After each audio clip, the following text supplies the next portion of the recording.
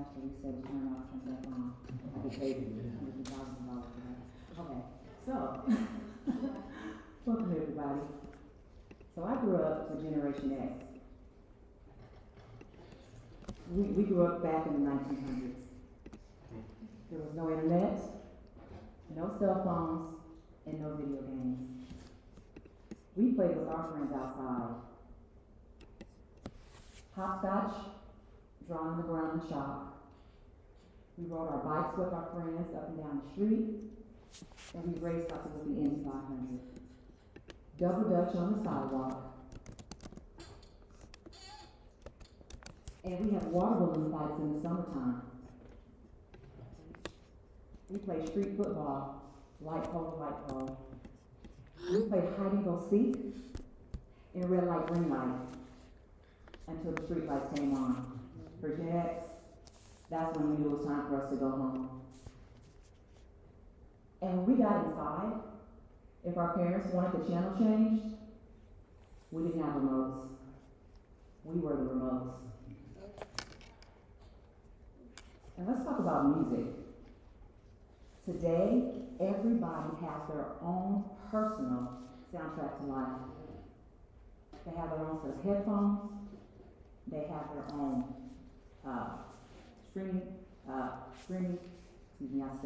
devices. And they get to listen to whatever they want to listen to. For Gen X, we have to listen to whatever our parents wanted to listen to. Their favorite songs became our favorite songs. And back then, music wasn't personalized, it was communal. We only had one record player. And sometimes we would take a quarter to the needle just so we can hear that one song that our parents always listened to all the time. Our connections back then, they weren't downloaded, they were created. We were digital innovators. We created the digital revolution. We took landlines and turned them into cell phones. We took cassette tapes and turned them into MP3 players. We took VHS tapes and we turned them into digital streaming libraries to where you now have stories right at the fingertips of your hand. We took blueprints and we turned them into software. We used what we had to develop the things that we needed. For Gen X, we imagined it, we built it, and we created it. We were innovative. If our favorite cassette tape broke, we learned how to put it back together, because that's just what we did. We didn't wait for someone to show us how to do certain things, we figured it out. And sometimes our favorite movies actually did the same thing. And we just didn't worry about it, because failure was not an option. We did what we needed to do. That spirit of making do with what we had became the foundation of the digital age. It wasn't just curiosity, it was survival. And building something from an idea was more than just digital. We used our minds and our hands. Back then, blue-collar work was respected. From factories to construction sites, families built a life with their hands. Communities kept moving because of the trades. And people took pride in what they created. Gen X, we made the internet work. We were the first to log on, the first to hear the buzz and the crackle of dial-up, the first to step into the World Wide Web and watch an entirely new universe open up right before our very eyes. That was our X on the map, the mark of a generation that turned independence into innovation, and innovation into the digital age. Every generation inherits the tools of the one right before it and tries to turn it into something new. What Gen X built out of curiosity, the millennials, they picked up with pride, believing that technology would open every door that they approached. We created so that the next generation, the millennials, would make their mark. Yes, the millennials. They grew up inside of the digital revolution, and they were told that there was only one map for them to follow. Go to college, get the degree, and you'll find security. But when many of them followed that map, they found something completely different. They found debt, unemployment, and they were disappointed. The average graduate in America leaves school with over $30,000 in debt. Nearly 1 in 5 college graduates, they end up working a job that don't even require them to have a degree. Years ago, I met someone who had graduated from college. She was young, brilliant, creative. She told me she was working a full-time job and 2 part-time jobs just to pay off her student loans and to make a living. She told me, she said, Keisha, I did everything they told me to do. I followed the map, and it still led me nowhere. And her story isn't rare. Some of you may have experienced the same thing. It's a generation's reality. So what did millennials do to leave their mark? They took the tools of the digital age they inherited from Gen X, and they made them social. Facebook, Instagram, Twitter, LinkedIn, YouTube. They transformed the internet that my generation left them, and they transformed it into a global neighborhood. It was a place for them to connect, to share, to belong. And in that same neighborhood, they discovered that they weren't alone. There were others just like them. They were buried in debt, questioning the system, and together, they began to challenge the old rules. Millennials weren't misguided, they were misled. And their X became a wake-up call. It was proof that the old map that my generation followed, it no longer really matched their new terrain. And into that reality stepped Gen Z. They were the first true digital natives. They've never known a world without Wi-Fi, smartphones, or social media.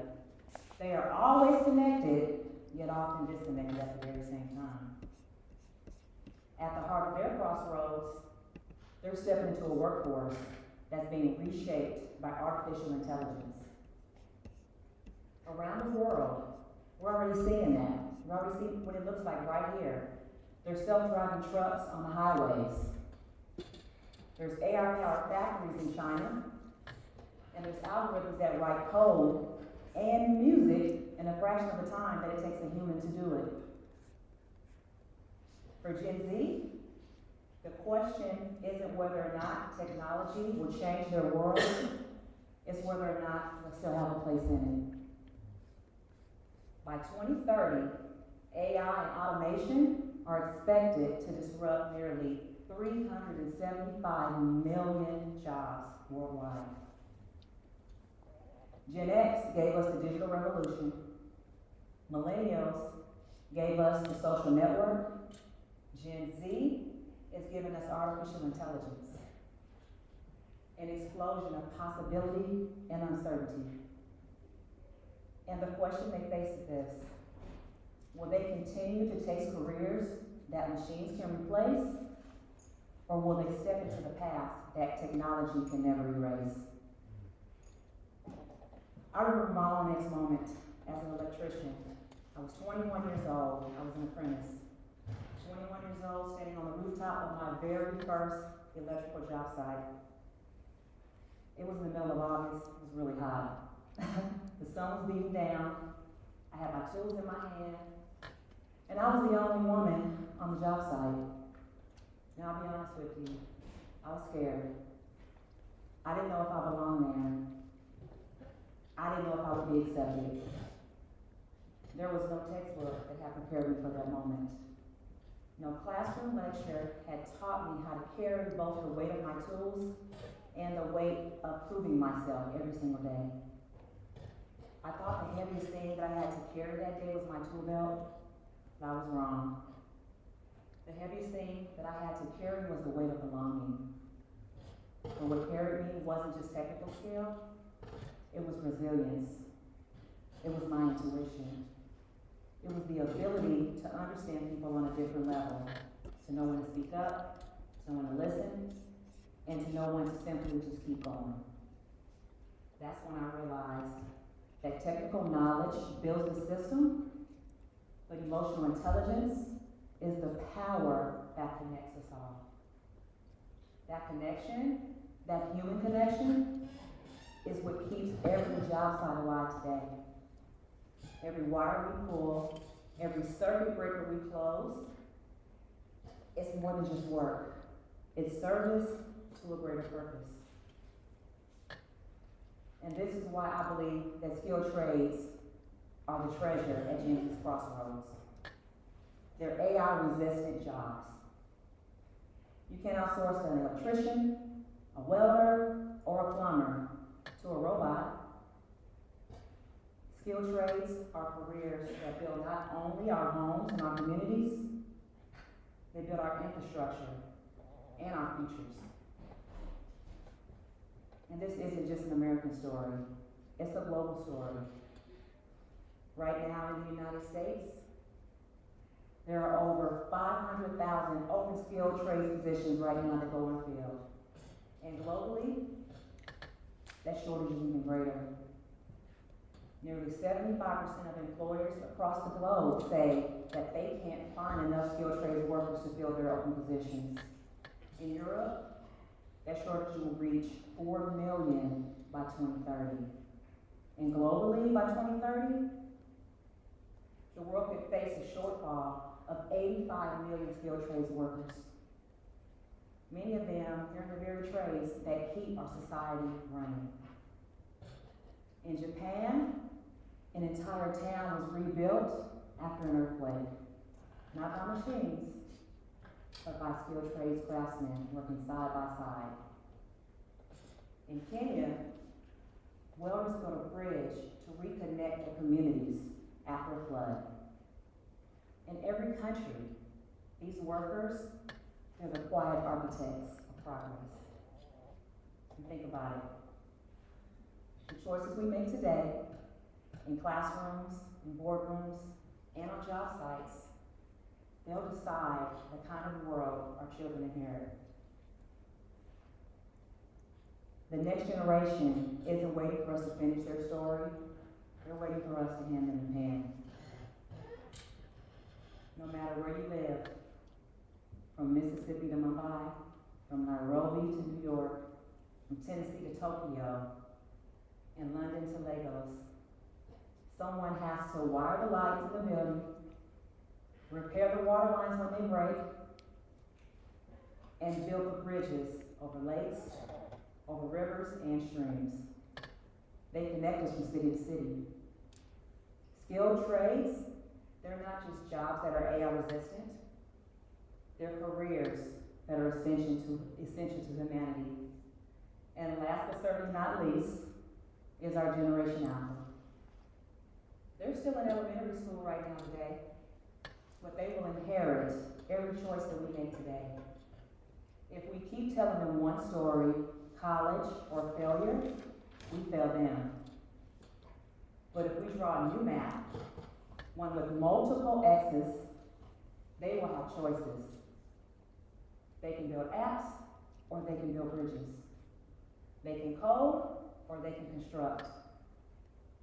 They can innovate with their mind or they can create with their hands. And all of it will matter.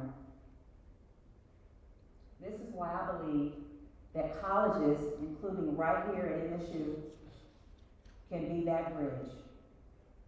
Imagine what it would look like if skilled trades had a true path on every college campus, not just tucked away in technical school, but integrated into higher education. Imagine a student being able to study heating, ventilation, air conditioning, or electrical, and graduate with leadership development skills and emotional intelligence training. imagine graduates not only knowing how to fix a machine, but also how to lead a team, resolve conflict, and communicate at a higher level. Because the reality is this: technical skill will get you in the door, but emotional intelligence will determine how far you go. And students need both. My generation, Generation X, we built the digital age. Millennials built a social network. Gen Z is bringing us artificial intelligence. And Gen Alpha will inherit it all. So the question that I have for you today is, what map will we leave to tomorrow's generation so that they can put their X on it? For Gen X, the streetlights told us when it was time to come home. For today's generation, it's the global screen. But if we rethink education in a digital age, if we bridge technical skill with emotional intelligence, if we put skilled traits on a map of higher education, then the light that we hand them, it won't just be the global screen. It will be a beacon for their future. If X marks the spot, then the only true question is, what map will we hand them? Thank you.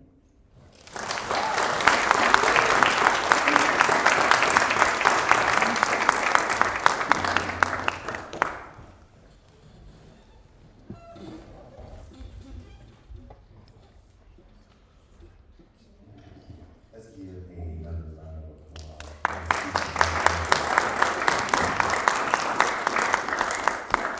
Going right into the next speaker, we have Miss Lena Soto coming to the stage.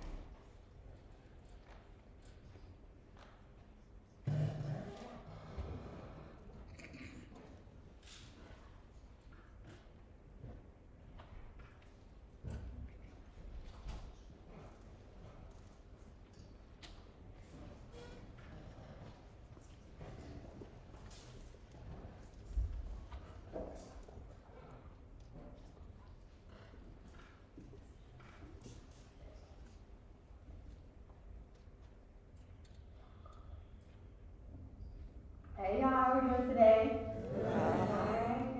Can I tell y'all about the best hot dog I ever had? Alright, it wasn't from Chicago. It wasn't a New York style hot dog.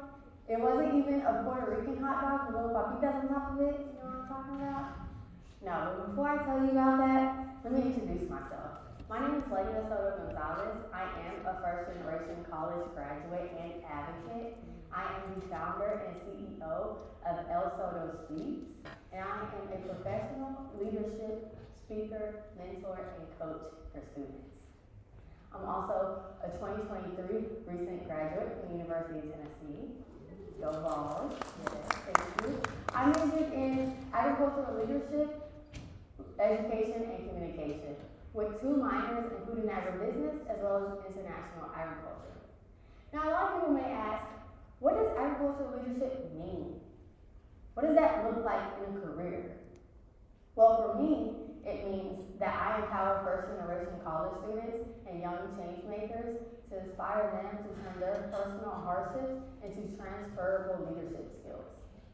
It means that I mentor these students and coach them with well-designed sustainable engagement programs and coaching these students to empower others. So through storytelling, advocacy, and leadership service, I use a heart-centered and data-driven approach to ensure that these students are not only creating long-lasting impact, but finding their purpose to create this change, not only in their lives, the lives of others as well. Now let me get back to this hot dog story. The year was 2010. Nashville had experienced a great flood. I was only in 3rd grade when I realized a real crisis was happening right in front of me, when the water levels were to the top of roofs. At this moment, I realized we were going through a crisis. And so, I'm not just telling you the story about the hot dog, though I'm very grateful to have it. I'm telling you this because it planted a seed in me, a seed of advocacy and service. So, right outside this window right here, I could see my mom. And before she could call or text me, I told my sister, let's go outside. And so we was outside, and it was a big, bright red truck. It wasn't a fire truck, it wasn't an ambulance. It was an American Red Cross vehicle that was there delivering food, clothing, and blankets to not only my family, but my community who were in need. We were at our lowest when nonprofits are able to do the job that they do today to show up and support these families and communities. So as I mentioned, this day planted a seed in me, a seed of advocacy and service. So, did y'all know that there was a research study done at the University of Tennessee where 1 in 3 students were experiencing food insecurity? Due to the Student Basic Needs Coalition, not only were we able to build a big orange pantry that is now housed and maintained by the deans of students, but we were also able to include free hygiene products as well as free ready-to-eat meals and lunches. And so what started out as a way to just support our students turned into a growing support service. So I was a part of a student movement that participated in Capitol Day on the Hill. With our Student Basic Needs team, our members would travel to Nashville and tell our state legislators about the vision that we had. So between the ages of 21 and 22 years old, I was very committed to getting the word out about our pantry, whether it was with my friends, strangers, or even inside the classroom. So that way, my professor had the opportunity to share this resource with other students. See, everyone's seen the storm come through, but nobody's seen the house on fire until it was too late. We don't know what other people's food situations are like, but those who are experiencing food insecurity, experiencing homelessness, or in need of financial structure, they need to feel our impact, especially our college students. The ones quietly choosing between paying tuition or buying dinner, the ones looking at paying rent on time or graduating with their class. See, I grew up with no lights on sometimes. I survived Tennessee floods, and I've even lost a home to fire. One took our hot water, one increased my sense of survival, and hunger, well, that one stayed. But what good is a struggle if we don't use it to build something better? That's why helping pass Tennessee House Bill 1669, a student-led legislation addressing food insecurity in all colleges in the state of Tennessee, has been my proudest moment. Because I didn't just experience these losses or natural disasters. I used them to recreate and change policy, to reshape systems, and to encourage others to do the same. And that brings me to the future of food systems. For me, it looks like planting seeds of equity, growth, and belonging, one community at a time. See, it's already happening. Local food pantries are connected to local churches and schools. Universities ensure that they can support their students and staff. And even grocery delivery service options for students who can't easily access food. Because if we can do it with Walmart and Uber Eats, we can do it for equity. So let me tell you about a time how I contributed to my campus during my senior year for our graduate students. Here I was on pedestrian walkway, actively collecting research data with our dean, Joe Pierce. So we was outside collecting these research surveys and encouraging students to fill them out so we could collectively gain their housing and food experiences. With this data, we were able to not only encourage students to utilize what was currently available, but we could also see any gaps that were missing. So through this data, we could see that our graduate students on the agricultural campus, which if you know, is a ways away from main campus. So it's really hard for our graduate students in our agriculture majors to leave their classes, their work-study jobs, or any labs that they might have had. So I took it upon myself every Tuesday and Thursday at 4 p.m. to drive a van that could store our cold and frozen food. So I was here delivering food for our graduate students for them to be able to have groceries and go home and eat. And that brings me to one of my favorite examples. My friend asked me to help her start and be a part of our BIPOC Garden Coalition. And for any of those who don't know, BIPOC stands for Black, Indigenous, and People of Color. So not only were we planting food, but we was also planting a place of belonging. A place where students felt unseen, suddenly had a space where their cultures, identity, and food mattered. So this was one of my favorite things to do on campus.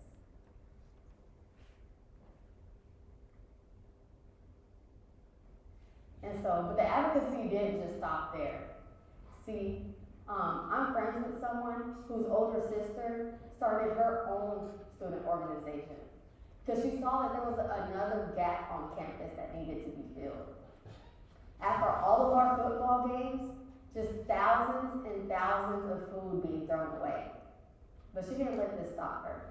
No, she created the Food Recovery Network where we would mobilize students, and students would come in after football games, collect all of this wasted food, and redirect it to local food banks and to our culinary school, where then our students of the culinary school would then repurpose the food and turn it into ready-to-eat meals and lunches that would then put into the Big Orange Pantry.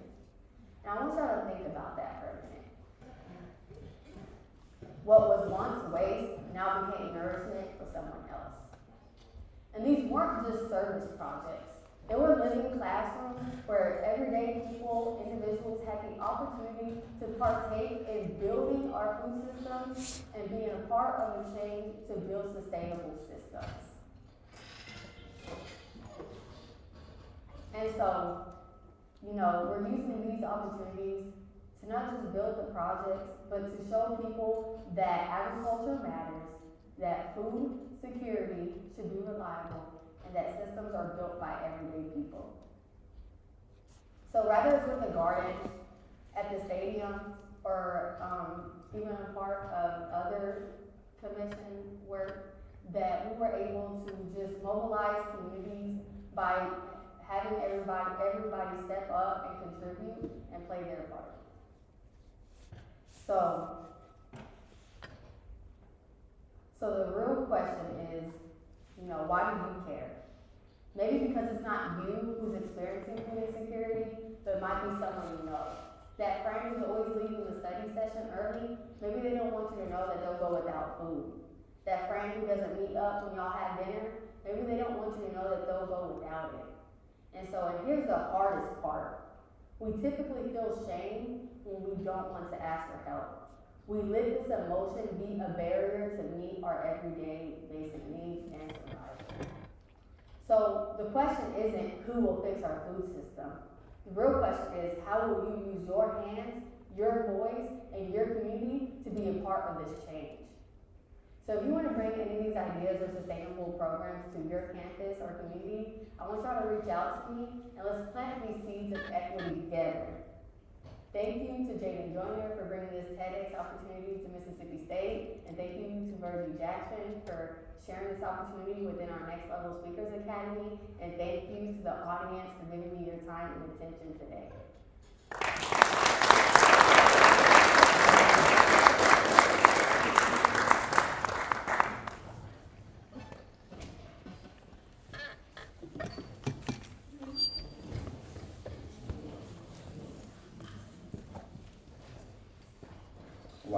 we pause and take a second, appreciate what's been going on, and move on.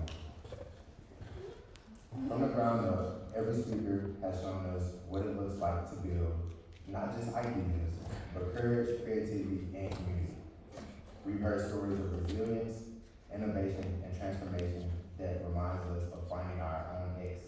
And that it's not about luck, it's about foundation. As we move into the next part of our program, let's take a moment and think about what from the ground up means in your own life. What's something you're building right now?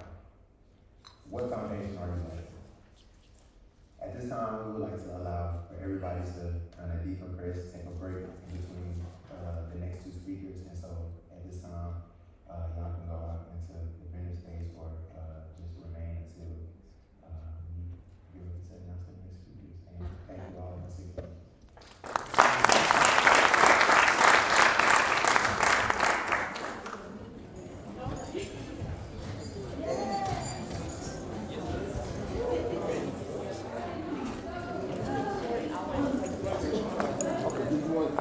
I just stopped it now. Okay, that's fine.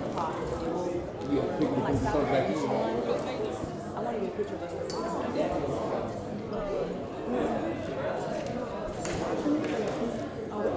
all back.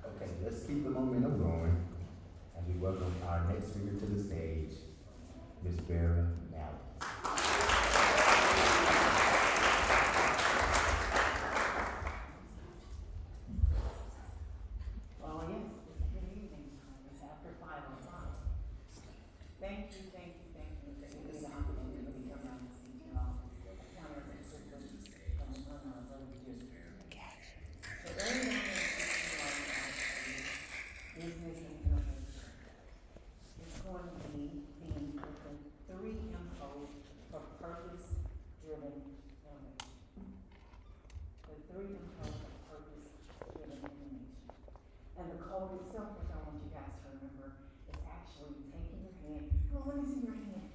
Take your hands, take that thumb, get it right in the center, and cross those two fingers and turn it down. That's the M. That's the code for M. So every time, I'm gonna prompt you, every time you hear me say an M word, which is a good word, yes, I see it. All right. So, and I'm going to show you, first of all, who am I? My name is Vera Mallett, and I am a small business owner of 3 years. What is it that I do for a living? Well, I share my passion for fitness and safety. And why should you listen to me? Because I've lived it. I thought that because I joined the military right after high school, that I would be successful at business.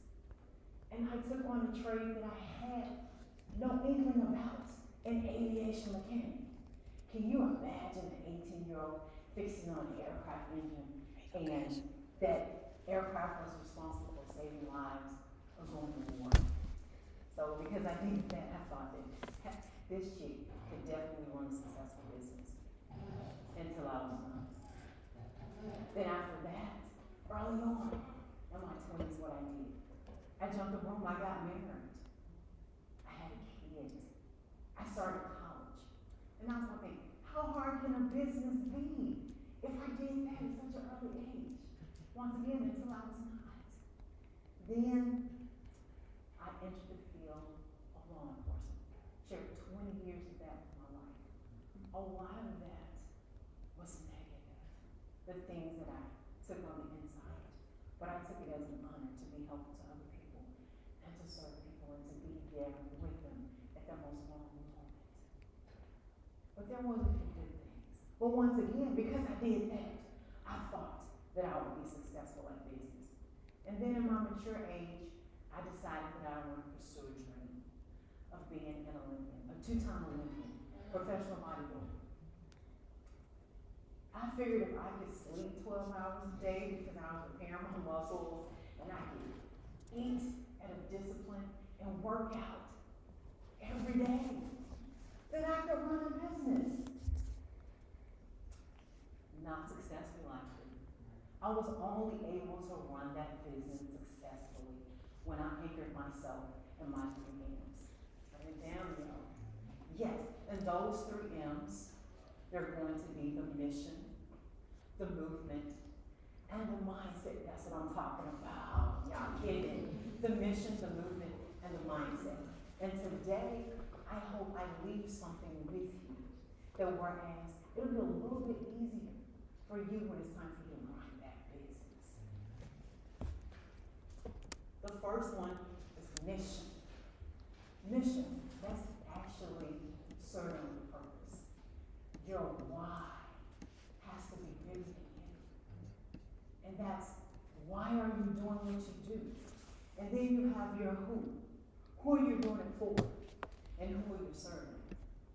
Mine came to me unexpectedly, unknowingly. My why was that I know why I don't want to be like them. And it was because I saw my loved ones that I care so much about grow old before it was time, grow sick, die before it was time. On my paternal side, my grandmother, she had cancer. And 4 of my paternal aunts, they had cancer. And it was all because it wasn't an accident. They chose not to live a healthier lifestyle. And when they did, it was too late. They refused to exercise. They refused to clean up their diet. All I knew was I didn't want to be like them. And to back up just a little bit, I was like, the only way I know how looking through the eyes of a child is that I don't want to be like them. What did I do? I said, you know what? I'm going to run. And I didn't even think about being exercise. I said, Mom, can I go visit my grandmother? And she was like, yes. That was a 2-mile hike from my mother's house to my grandmother's house. But guess what? I would run and I would jog some. I would run and I would jog some. But I made it. I didn't know how, but I knew that if I moved, I wouldn't be like them. And then you know how grandmothers are. They won't let you watch anything that you wanna watch on television. So guess what? I was able to watch the news. I watched the news. But what I saw in the news, what it did to me, I saw people being hurt. And I was like, I don't want that for me. How can I help people? How can I make people better? How can I help them be safe? I didn't know what that was just yet, but I said, I know that I'm gonna do something about it when I grow up. So,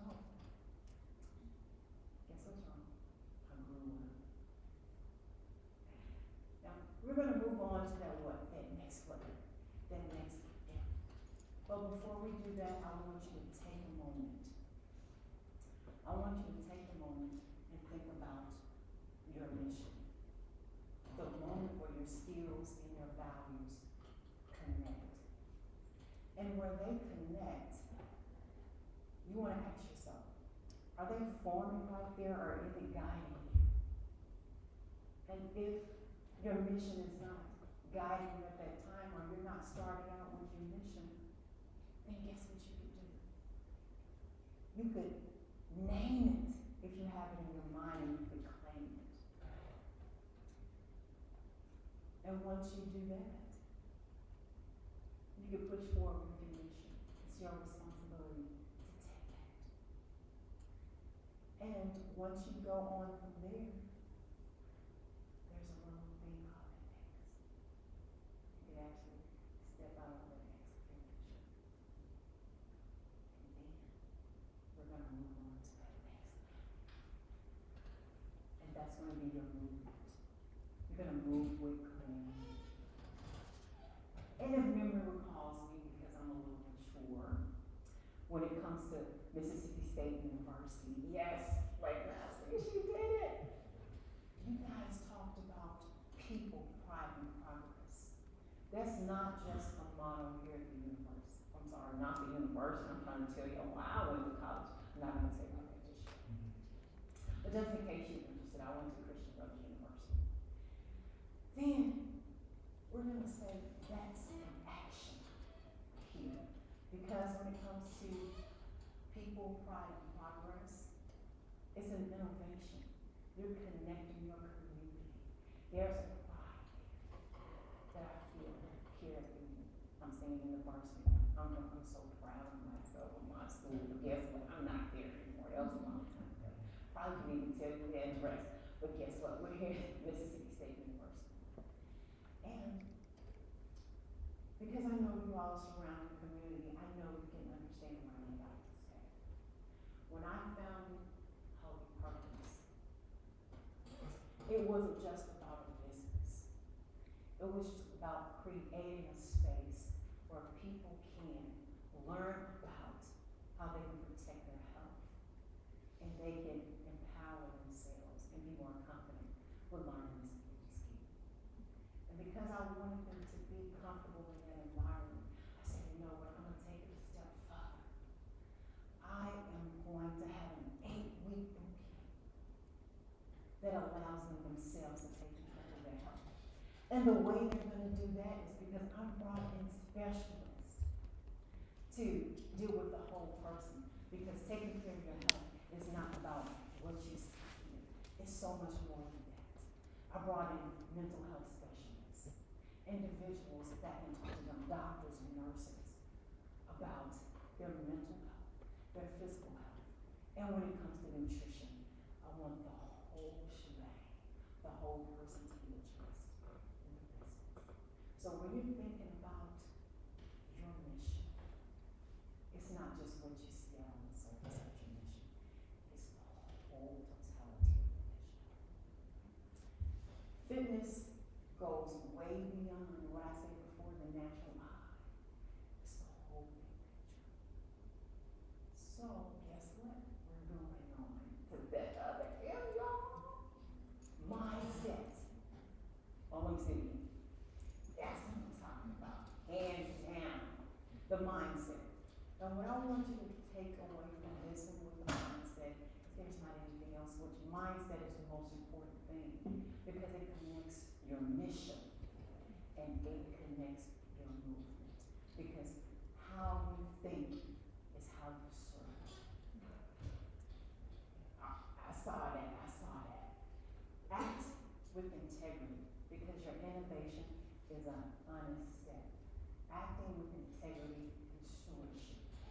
That was something that was so very important when I decided to share 20 years of my life serving others. You have a responsibility. Your life is in someone else's hands. And you do exactly what is required of you when no one else is looking. You do what you're supposed to do. You serve with integrity. You take care. You go above and beyond. The stewardship, when you're moving on into your business, you don't give them a subpar product.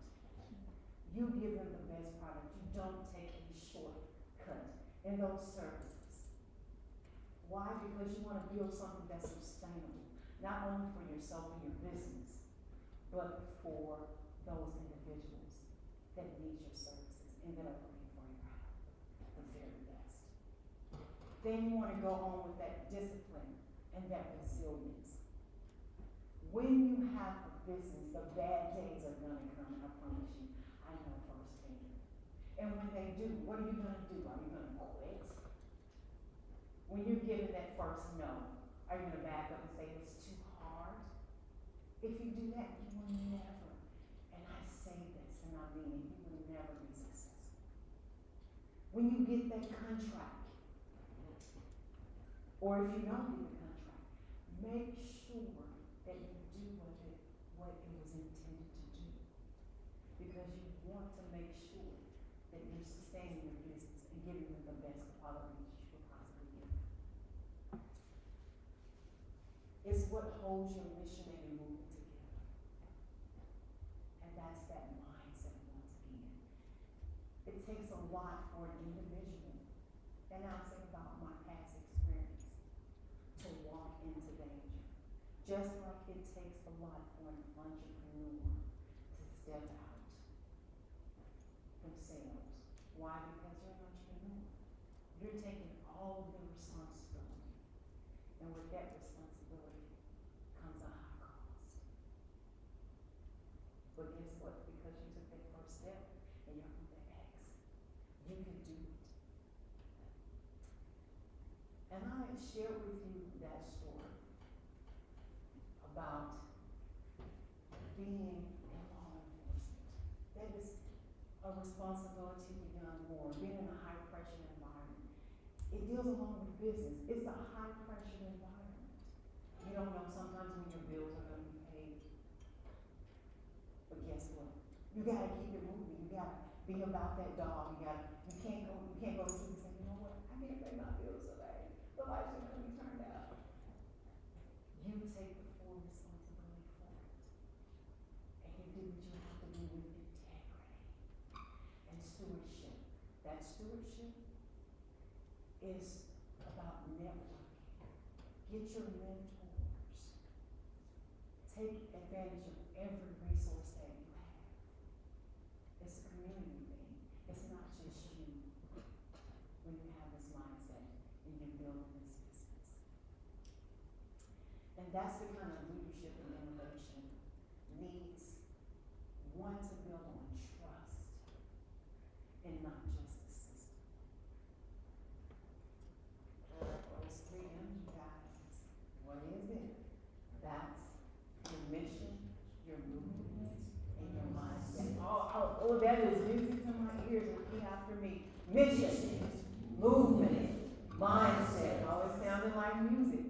Mission, movement, mindset. Yes.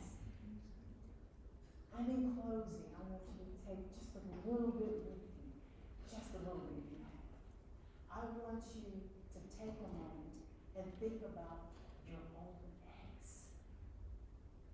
That moment where your skills and your values, they connect and they interline. Once again, maybe you're still forming, or maybe it's guiding you.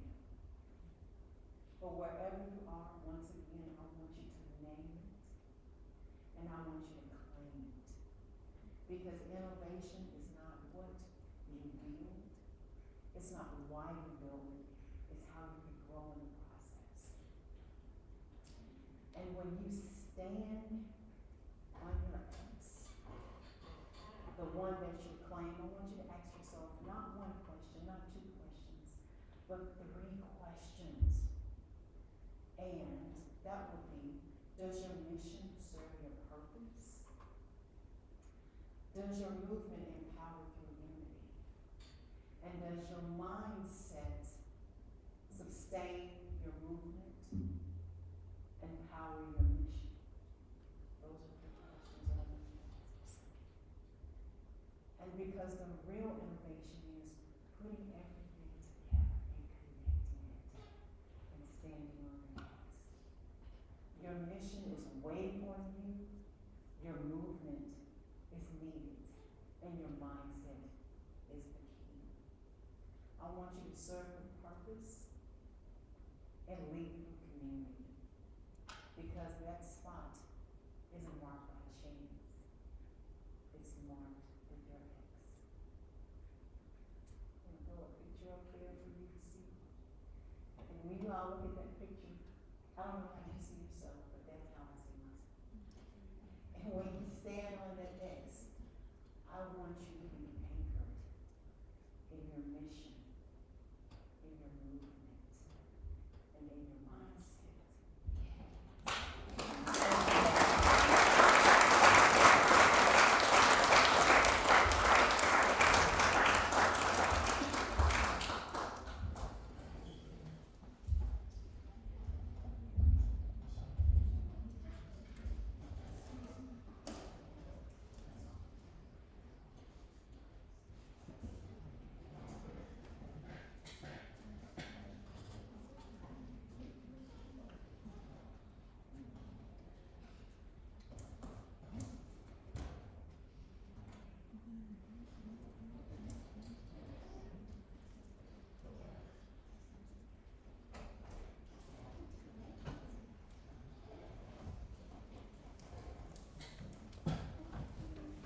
How we feeling? How we feeling? Y'all been enjoying this talk so far?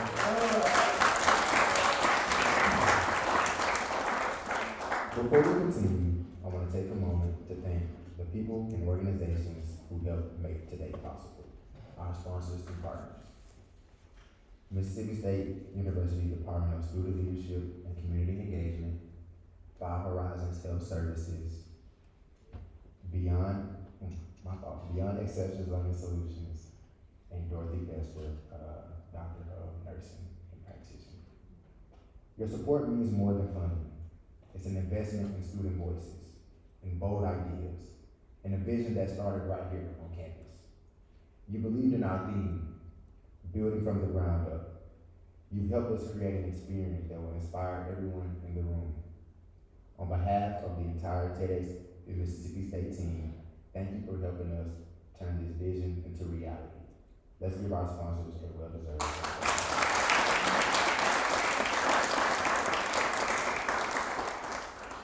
With that being said, I would like to introduce the final speaker of the evening, Virgie Jackson.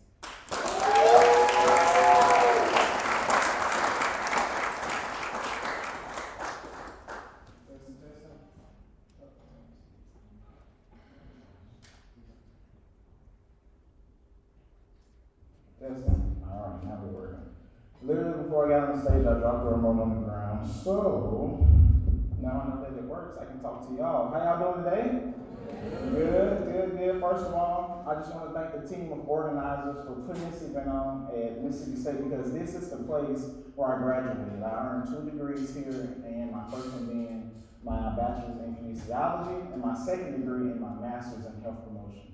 This place is where I met my beautiful wife, Lamaya Jackson, as well as I formed so many meaningful friendships and relationships along the way. And I believe at this place, at Mississippi State, I transformed into the best version of myself on this campus. Here, Mississippi State gave me very fertile ground to grow, and it fueled my transformation. And that's what I want to talk to you about today. Transformation, but more specifically, how our well-being fuels our transformation. But before I begin, I have to ask you all a couple questions. I'm going to say a couple things, and when I say it, I want y'all to respond with I have, if you have experienced these things. Burnout. I have. Broken relationships that may have turned sour. I have. Credit card debt. Yeah, I definitely have done that. And I ask y'all those questions because in this room, I'm looking at a lot of high achievers and dreamers here in this room. So for that, give yourselves a round of applause. Now, how many of you know that with a dream comes responsibility? But sometimes, and when we are busy accomplishing and producing and trying to replicate what we know our purpose is inside of us, sometimes we neglect the responsibility of taking care of ourselves. And that can lead to burnout, credit card debt, and us being unintentional and having our lives on autopilot where we treat things like our health, our relationships, and even our finances as something just to put on the back burner. And my heart behind this TED Talk is that I want everybody in the world to live a life of intentionality, to live a life where they leave the next generation something to cling to that is positive, and for you to produce and pursue the deepest gifts and desires within yourself. Because when you do, you will truly transform yourself. Now, I had a first-class opportunity seeing somebody transform into the best version of themselves in my own dad. My dad grew up in the 80s, and in the 80s, riddles were extremely popular back then because that was before TikTok and YouTube and Instagram.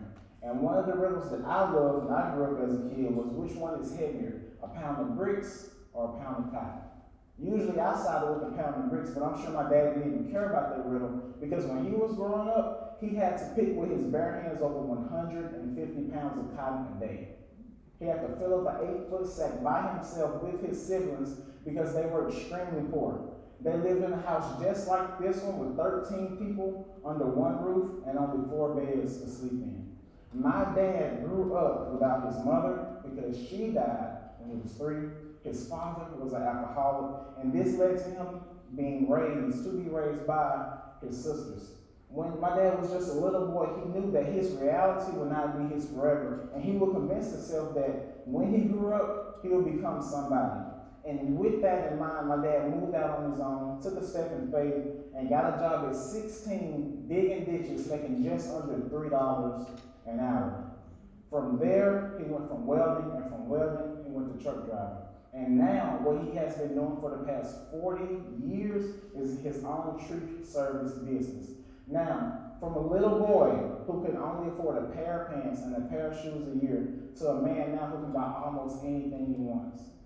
Now, from a little boy who had to convince himself that he would become somebody to a man filled with determination, grit, and integrity.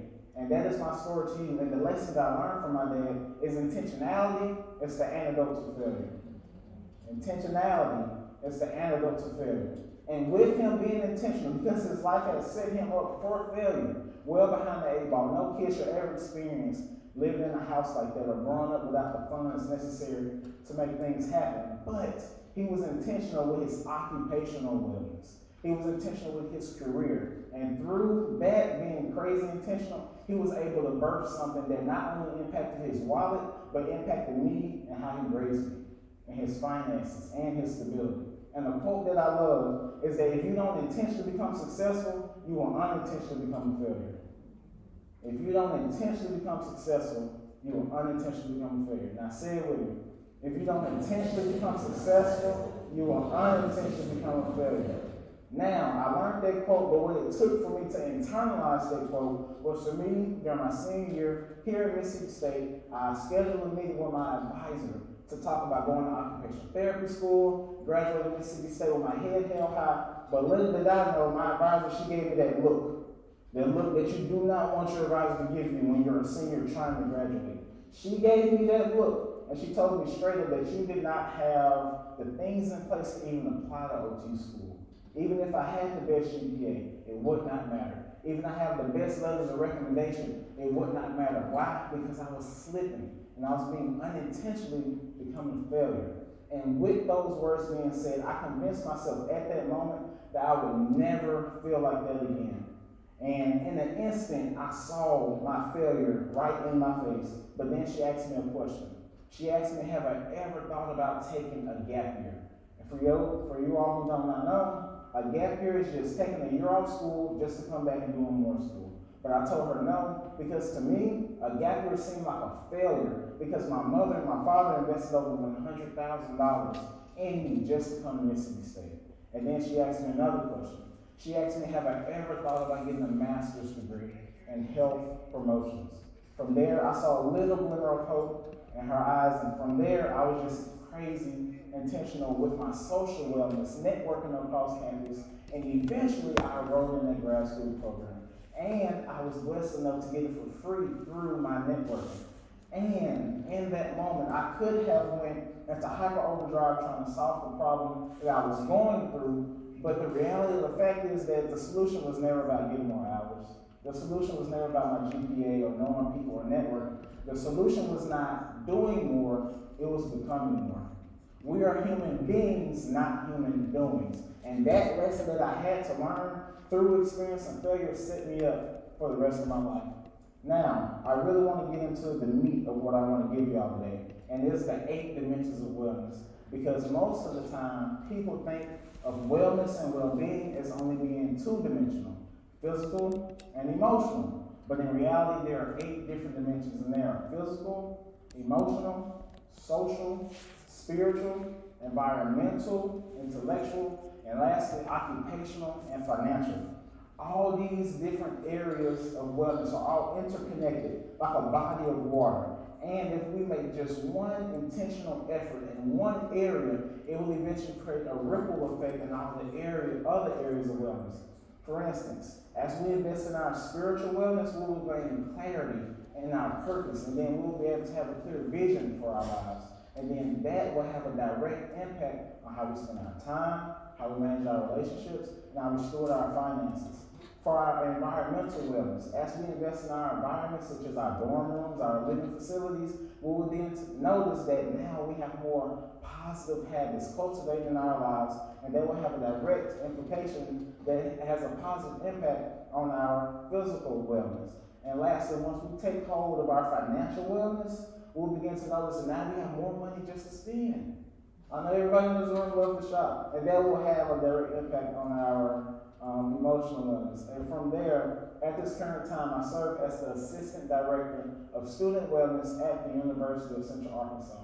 And I gave a presentation this summer, and when I was finished, a student in the facility asked me, as an emerging adult, which area of wellness should I immerse myself in? Because if I try to do all 8 at one time, I would burn myself out, which he was right.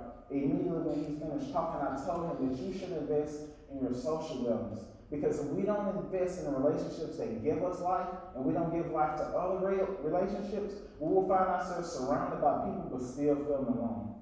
True transformation multiplies through community. Next, I will ask for you to invest in your physical wellness. Because if we don't take care of our bodies will eventually take us out the game. This was never about having the biggest muscles or six-pack abs or none of all the appearance stuff. It's always been about energy, longevity, and stewardship. And lastly, everything that changed the game for me was my spiritual wellness. Once I really locked in my spiritual wellness, I stopped doing things that didn't really matter. I was grounded in my purpose, and I had a clear vision for my life, and from there it impacted everything. The ripple effect for me was amazing. And now in this room, as I stated earlier, that I'm looking at a room full of dreamers and achievers, of high thinkers with great ideas to change the world. But my challenge for you is before you start trying to change the world, I want you to change your world. Because if we start our race out with trying to impact everybody, we will end up impacting nobody. I say that from experience. And when we truly transform the self within, only then we'll be able to have a positive impact on the entire world. So my challenge for you is to start that ripple effect. Start with physical wellness. Take a 30-minute walk every day, not for just appearance, but for energy, longevity, and stewardship. For your spiritual wellness, take some time out and ask yourself this question. Are the things I'm doing today aligning with the person that I say I am and the person that I want to become? And with that, I just want us to reflect lastly over the last 2 or 3 years of our lives. Has those last 2 or 3 years been busy or has it been productive? It's kind of tricky because busyness keeps us spinning in circles like a hamster on a hamster wheel, never really moving the needle forward, but productivity keeps us growing. And sometimes it can feel like busyness, but it keeps us growing forward.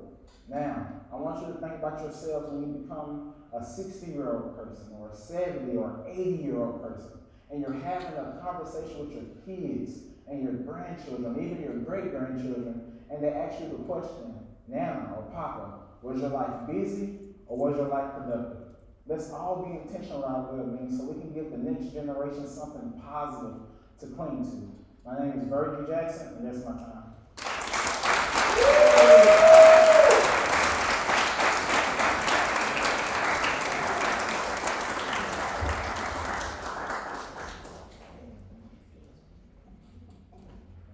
Wow. That's that. As we come to the close of TEDx Mississippi State 2025, I just want to say thank you. What started as an idea, a group of students with a vision has grown into something powerful, something rooted, something real. That's what X marks the spot from the ground up was all about. As a senior BIS major from Atlanta, I learned that building something meaningful doesn't happen overnight. It takes time, it takes intention, and community. And today has shown exactly that. To our speakers, thank you for sharing your truths and your journeys. To our sponsors and volunteers, thank you for helping us create this space. And to our audience, thank you for showing up, for being curious, open-minded, and ready to grow. As we leave today, remember this: your X isn't somewhere far away. It's right where you choose to plant your ideas. Nurture your purpose and rise from the ground up. This has been TEDx Mississippi State 2025, X marks the spot from the ground up. Thank you all for being a part of this moment and keep spreading ideas worth sharing.